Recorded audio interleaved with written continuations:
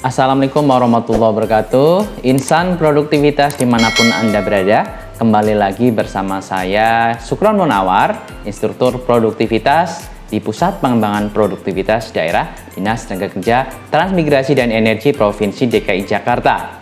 Baik teman-teman, hari ini hari yang cerah ya, luar biasa. Hari ini saya ingin sharing terkait apa itu etos kerja ya teman-teman. Kita tahu bahwa untuk meningkatkan produktivitas tentu kita lakukan dengan bekerja ya teman-teman. Tapi terkadang kerja ini membuat kita nggak semangat, loyo, dan juga mungkin terkadang kita bete gitu ya dengan pekerjaan rutinitas yang gitu-gitu aja gitu teman-teman. Makanya salah satu hal yang dapat kita tingkatkan produktivitasnya adalah kita menyadari tentang 8 etos kerja. Sebagaimana yang ditulis dalam sebuah buku karya Bapak Jansen Sinamo selaku guru etos Indonesia. Beliau menuliskan di dalam bukunya tentang 8 etos kerja. Dalam pelatihan yang saya adakan, saya sering menyampaikan teman-teman, apa sih bedanya orang kantoran dengan para petani gitu ya? Yang membedakan hanya tempat kerjanya teman-teman. Kalau Pak Petani tidak peduli dengan sawahnya, banyak hama, banyak tikus, dan dia membiarkan begitu saja, sawahnya akan gagal panen teman-teman. Dan akhirnya apa? Pak Petani tidak untung. Sama seperti orang kantoran atau orang yang bekerja di perusahaan atau bekerja dimanapun gitu ya. Kalau kita tidak peduli dengan perusahaan tempat kita bekerja, kita tidak pedulinya dalam bentuknya adalah membiarkan berbagai pemborosan dan tidak melakukan perbaikan, perusahaan kita juga akan bangkrut teman-teman. Dan akhirnya gulung tikar dan tutup.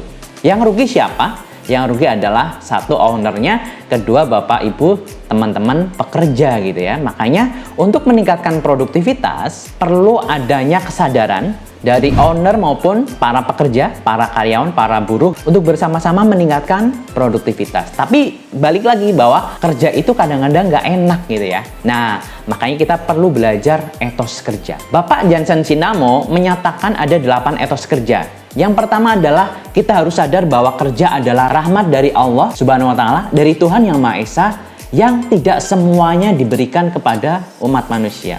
Ada yang hari ini sakit nggak bisa kerja teman-teman. Ada yang hari ini menganggur pingin banget dapat kerja. Makanya yang sudah bekerja harus sadar bahwa kerja adalah rahmat. Makanya kita harus bekerja penuh rasa syukur, penuh dengan semangat, penuh dengan ketulusan untuk memperbaiki kondisi perusahaan kita. Bayangkan kalau Indonesia punya banyak perusahaan-perusahaan multinasional. Karena karyawan-karyawan di perusahaan itu menyadari bahwa kerja adalah rahmat gitu ya. Makanya semangat. Akhirnya perusahaan Indonesia banyak yang menjadi perusahaan besar. Karena terus bertumbuh, terus menghasilkan profit dan omset yang semakin tinggi. Sehingga pengangguran akan dikurangi teman-teman. Dan ini sesuai dengan goal of productivity atau tujuan kita meningkatkan produktivitas, yaitu akan meningkatkan kualitas kehidupan kita. Itu yang pertama. Yang keduanya, kerja adalah amanah teman-teman. Makanya yang sudah bekerja kita harus sadar bahwa kerja ini amanah. Dan suatu saat bisa diambil oleh Allah Subhanahu wa Ta'ala. Bisa aja kita tiba-tiba menganggur. Makanya kita kerjanya harus penuh dengan tanggung jawab, penuh dengan integritas.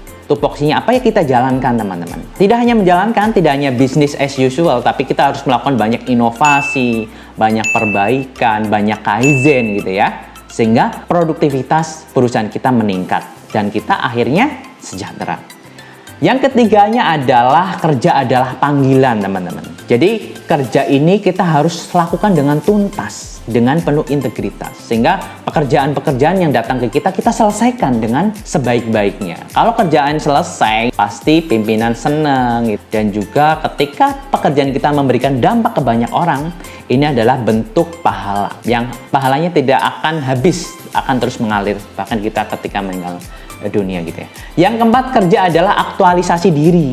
Makanya kita harus kerjanya penuh dengan semangat, nggak loyo. Datang ke kantor pagi-pagi sudah loyo. Kita harus semangat, kita harus punya target hari ini mau menyelesaikan apa. Nah, sehingga kita punya nih checklist apa saja yang harus saya selesaikan. Sehingga banyak pekerjaan-pekerjaan yang akan kita selesaikan. Bukan bingung sampai ke tempat kerja gitu, tapi apa pekerjaan yang ingin saya selesaikan. Dan ini adalah bentuk aktualisasi diri. Sehingga kalau nggak kerja justru kita nggak semangat teman-teman. Yang kelima, kerja adalah ibadah teman-teman. Jadi kita bekerjanya harus dengan keseriusan ketulusan dan penuh dengan kecintaan, karena setiap pekerjaan kita adalah dicatat oleh Allah Subhanahu wa Ta'ala. Bayangkan kalau kerja adalah ibadah, tentu kita lakukan dengan khusyuk, penuh dengan semangat, mematuhi SOP dan rambu-rambunya, sehingga amal ibadah kita bisa diterima oleh Allah Subhanahu wa Ta'ala.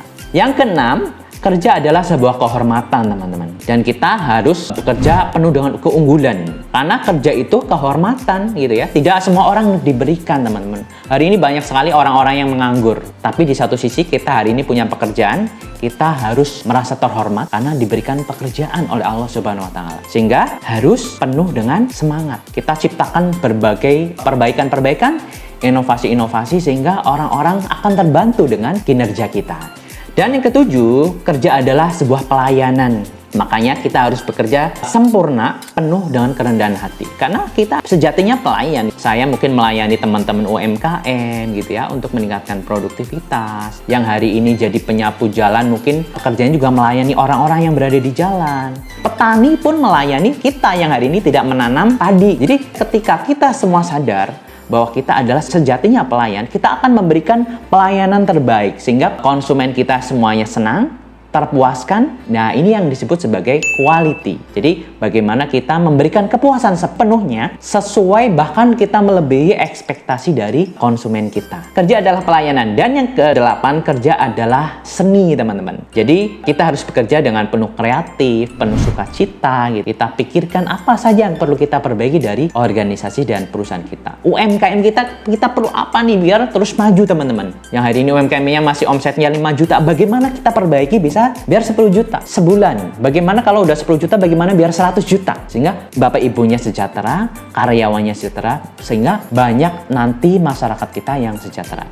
Bayangkan kalau orang-orang yang hari ini bekerja mengamalkan bahwa kerja adalah rahmat, kerja adalah amanah, kerja adalah panggilan, kerja adalah aktualisasi diri, kerja adalah ibadah, kerja adalah kehormatan, dan kerja adalah pelayanan, dan juga kerja adalah seni. Wah, pasti banyak sekali pekerjaan yang excellent, yang luar biasa yang akan tercipta, yang akan bermanfaat tentunya, sehingga ini bisa menjadi sebuah amal jariah ya teman-teman ya, bagi kita semuanya.